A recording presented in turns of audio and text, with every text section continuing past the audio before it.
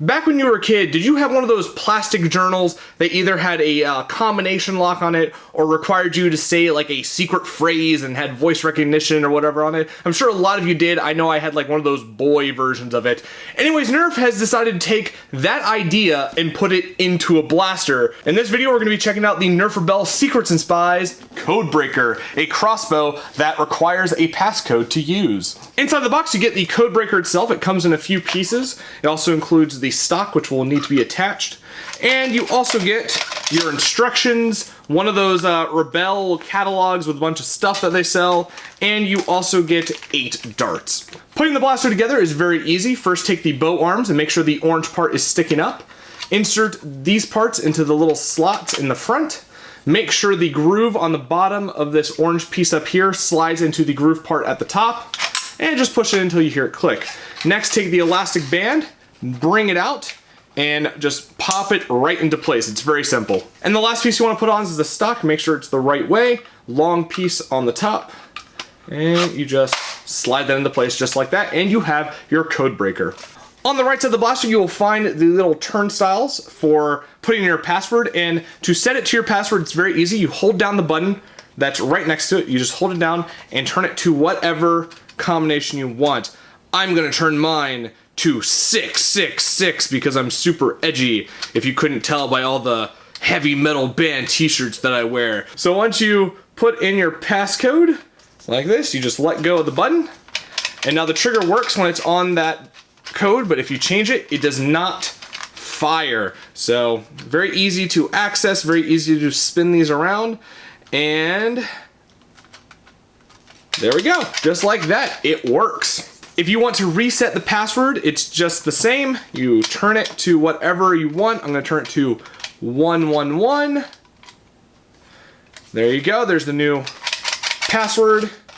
Turn that around, and it does not work. There is one big downside to this, and that is if someone knows your code, they can change it to whatever they want and kind of mess you up. So that seems to be a problem. But for now, let's take a look at the Codebreaker itself. The Codebreaker itself is actually quite small.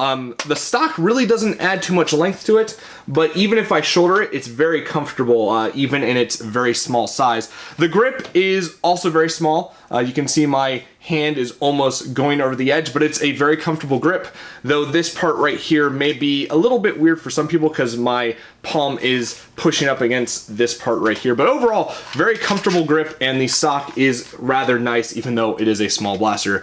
Up at the front, you have your grip that is used to prime back the bow arms as well as rotate your cylinder. And it's a very, very, very comfortable grip. It's really big for the blaster itself. It's quite large. It has these grooves on it, and even though they're not like made for your like fingers, individual fingers to go into it, very comfortable overall, like a very, very comfortable grip. Overall, the Codebreaker is very, very comfortable, even though it is kind of skinny and quite small in general. On the top of the Codebreaker, you do have one tack rail for whatever Nerf accessories you want. It is a short tack rail, and right behind it, you have like a little iron sight piece, though I don't really see that working for me because my head is rather large for this blaster, but there is an iron sight piece regardless. Inside with the darts, you do get one of those Rebelle Secrets and Spies decoder pieces. So if you have darts that have any sort of writing on it, like this one does, you can slide it into your decoder and see that it says game on, or you know, meet up over at whoever's house, or I'm gonna get you, or whatever stuff. This is kind of useless, so yeah. To load the Codebreaker, it's very, very simple. You have your cylinder right here, and it's open to, let's see here, 4 darts in total. So it's very easy to load. And when you're done, you just rotate it like so. There's an audible click, and it does take a little bit of pressure to get it to rotate around. Nothing too bad. And you can also see the darts loading in on the side right here, which is a nice touch. So let me load this up. There we go. All 8 darts are inside of the cylinder. You pull this back, it turns the cylinder around, and you fire. Just like so. When you're out of darts, you may accidentally prime this thing, and I found one easy way to deprime the bow is to just pull down on the elastic band itself and it will come out from under the catch. Overall, a very, very simple blaster to use. There's really not much going on. For right now, let's take it outside, do a chronograph test, and just shoot it around for a little while.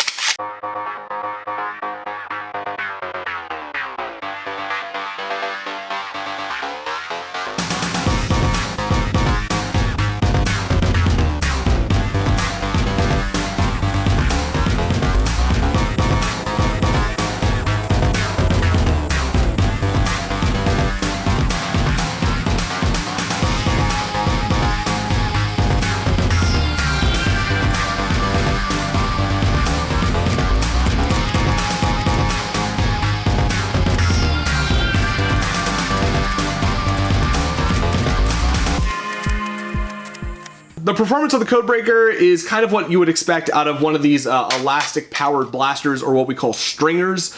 It's not very good. The ranges are not very good. Performance wise, it's just kind of lacking compared to a lot of things. I don't know what it is about the Rebelle line and wanting to use a bunch of this bow stuff, but they really should stop doing it and just give the blasters the same performance as like in-strike elite stuff. There's really, I don't know what it is about Nerf and using bows and strings. Like, come on guys, make it an even match between the guy blasters and the girl blasters or whatever. So what is my final verdict for the Nerf Rebelle Secrets and Spies Codebreaker? I'm not sure exactly what it is about the blaster, but I really like playing with it. It's something really satisfying about the pump action spring design with the blaster. I can't really put my finger on it, but it is a fun little blaster. And with that said, it does have some drawbacks. The loading on this is not very fun, and sometimes the darts won't go onto the dart peg and will kind of bend up in there, but that's really easy to fix.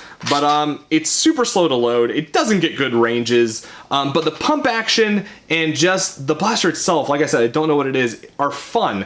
Now, is it worth $25 worth of fun? That is a no. For the same price, you can go pick up a Nerf Rival Apollo, which is definitely better than this thing, as long as you don't lose the balls, but then again, they have refill packs for that. So definitely get a Nerf Rival Apollo over this and wait until this comes out on like the clearance rack or shelf or whatever, because while it is fun and I do enjoy this little thing, it is not worth its price tag. However, if you want to get yourself a lockable string-powered pump action Codebreaker, I will have a link in the description to where you can get one. But yeah, there you go. That is my review of the Nerf Rebelle Secrets and Spies Codebreaker, the pump action stringer. Hope you guys enjoyed this video, and as always, have a great day wherever you are.